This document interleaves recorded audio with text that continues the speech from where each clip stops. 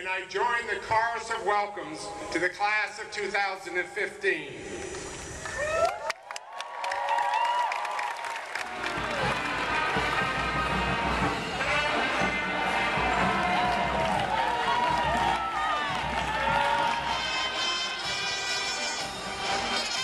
You are actually the fourth class of 15.